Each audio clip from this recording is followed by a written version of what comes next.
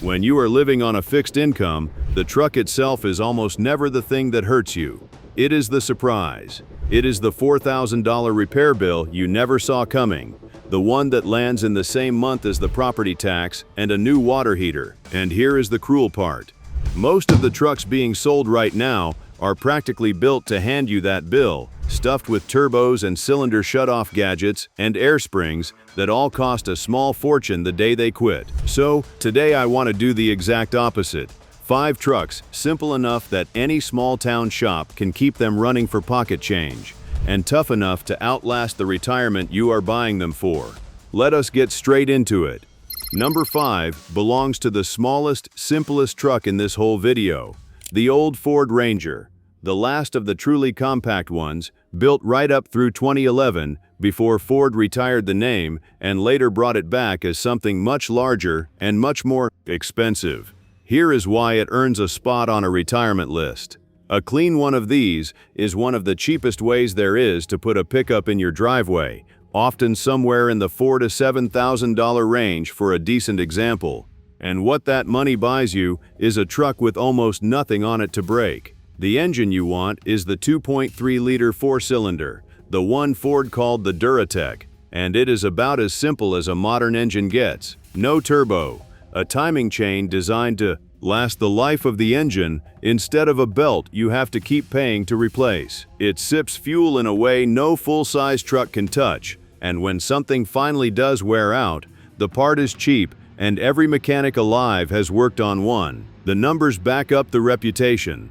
The repair cost trackers at RepairPal put the Ranger's average yearly repair bill at around $615, comfortably under the all-vehicle average, and they rate it 4 out of 5 for reliability, with major repairs listed as uncommon. For a light-duty truck that mostly hauls mulch, a generator, and the occasional run to the hardware store, that is exactly the profile you want. One honest word of guidance.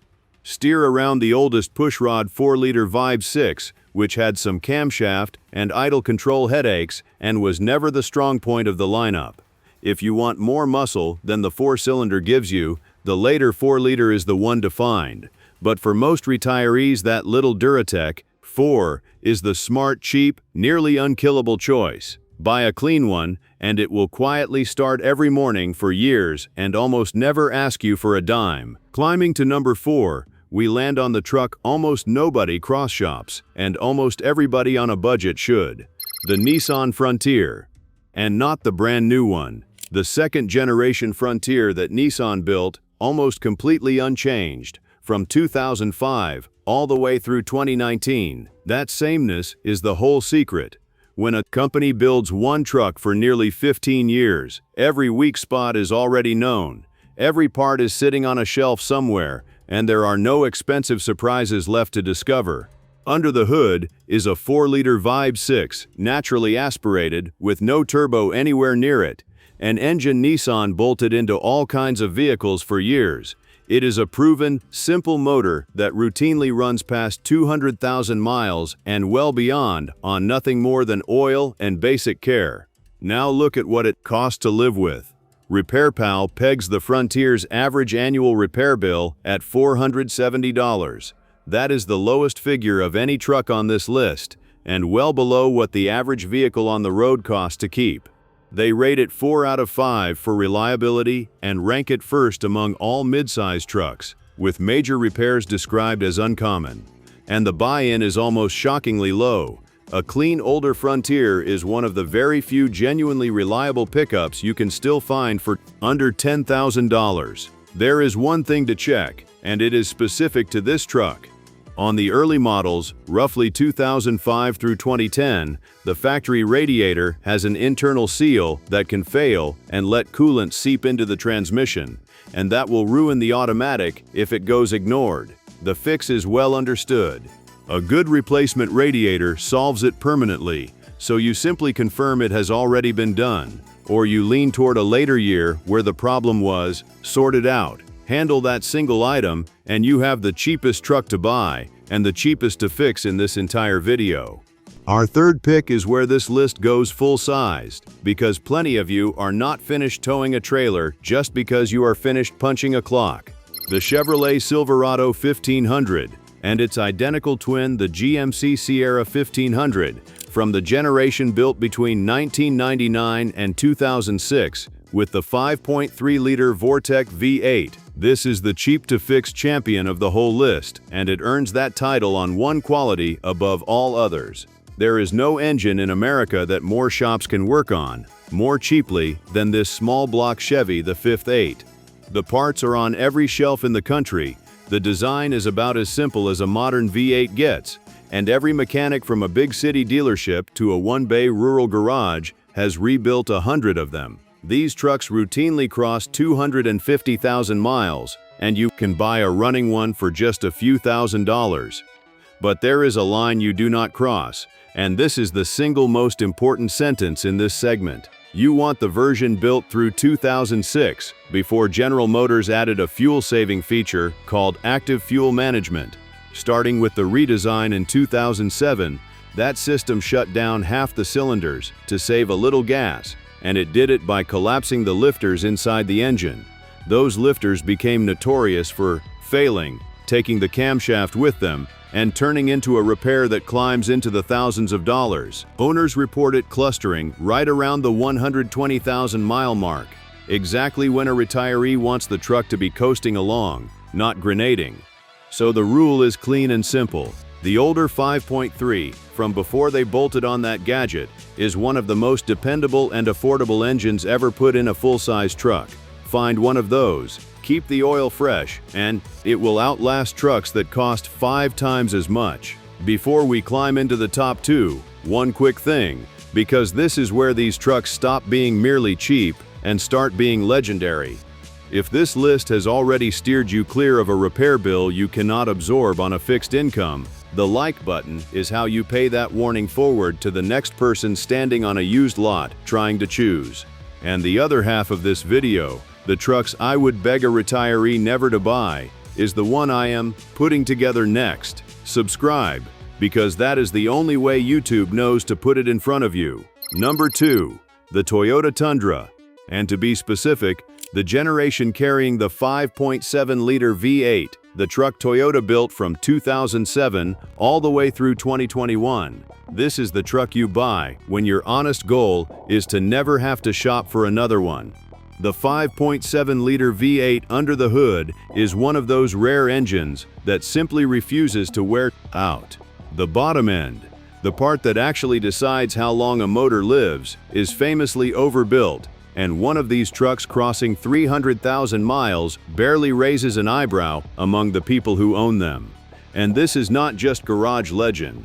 The analysts at IC Cars run a study every year on which vehicles are most likely to reach 250,000 miles, and they rank the Tundra the second longest lasting truck in America, giving it right around a 30% chance of hitting 250,000 miles. That is more than 6 times the odds of the average vehicle on the road. When the hard data and the legend agree this loudly, you stop arguing and you listen. I will be straight about the trade-off, because this channel does not sell you a fantasy. The Tundra is not the cheapest truck here to buy, and that big V8 is not the cheapest to fill at the pump. There is also one quirk worth knowing about. These engines can develop a seep from the camshaft tower seals up top, where a little oil weeps out onto the engine. It looks worse than it actually is. It is a labor job to reseal, not a sign the engine is dying, and plenty of high-mile Tundras run for years with it. Check for it, work it into your offer, and move on. Here is why the trade-off is worth it for a retiree. You spend a little more up front, and you buy near certainty. The Tundra holds its value better than almost anything on wheels, so the extra money is not gone, it is parked, and the odds that it outlives your driving years are about as high as this market gets. Number 1. The Toyota Tacoma, the second-generation truck with the 4-liter Vibe 6, built from 2005 through 2015. This is as close to a perfect retirement truck as anything on 4 wheels, and the reasons stack up fast. Start with the engine, because it is the heart of the whole thing. The 4-liter Vibe 6 in these Tacomas has a reputation as one of the most durable engines Toyota has ever built. the kind that runs to 300,000 miles and keeps going on nothing but routine maintenance. IC Cars, the same firm I just mentioned, ranks the Tacoma among the 4 longest-lasting trucks in the country, with better than a 1 in 4 shot at reaching 250,000 miles, and the running costs match the longevity. RepairPal puts the average yearly repair bill at $478, near the very bottom of the entire pickup field. There is the part that makes it perfect for a fixed income specifically. The Tacoma barely loses value. It is, year in and year out, the resale king of the truck world. A clean second-generation Tacoma from around 2012 still changes hands for $14,000–$15,000 today. Read that as protection. The money you put into this truck does not evaporate the way it does with almost anything else you could buy. If you ever need to sell it, or your family does down the road, it hands most of the money back. I owe you the one real caution on this one, and it matters. The early trucks, roughly 2005 through 2010, got caught up in a serious frame rust problem, especially in road salt country. Toyota ran a settlement program that replaced rusted frames for free, but that coverage was tied to a 15-year window, and for most of those early trucks, that window has now closed here in 2026. So the move today is simple. Either lean toward a 2012 through 2015 Tacoma, where the rust issue was resolved, or, if you are looking at an earlier one, get underneath it and inspect that frame, or pay a mechanic to, before you hand over a single dollar. Do that, and you have just bought the last truck you will ever need. Reliable, cheap to keep, and built to outlast the retirement you bought it for. Before you go, one truck to stay away from, because it is the trap that catches more retirees than any other on a used lot. The Ram 1500 with the 5.7-liter Hemi V8 from roughly 2009 onward.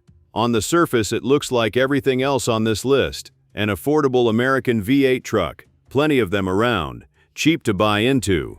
But Chrysler put the same kind of fuel-saving cylinder shutoff system on the Hemi that General Motors put on the Silverado, a system they called MDS, and on the 2009 and newer engines, it has become infamous for the very same failure. The lifters that collapse to shut the cylinders down wear out, wipe the camshaft lobe on their way out, and the repair, a full camshaft, fresh lifters, timing chain, and oil pump, runs somewhere between $3,200 and $5,000. Owners report dealers telling them the ticking is normal, right up until the day it very much is not. Notice the pattern, because it is the entire lesson of this video.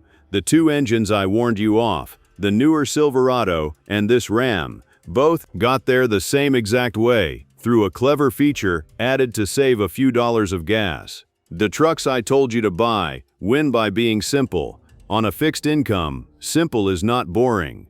Simple is the truck that never surprises you. Line all 5 of these up, and they share a single idea.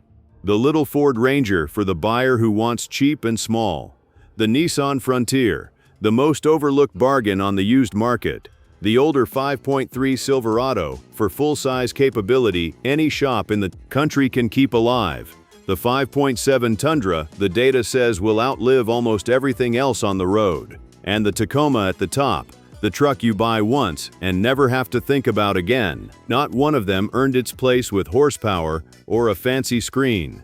Every single one got here by being simple enough to fix and tough enough to last. So I want to hear yours. What is the truck you are planning to drive clear through your retirement? And is it already on this list, or did I miss one? And if a father or a grandfather ever handed you down a truck that is somehow still starting every morning decades later, leave a comment and tell me what it is. Those hand-me-down trucks, the ones that get passed on instead of traded in, are the whole point of everything we just counted down.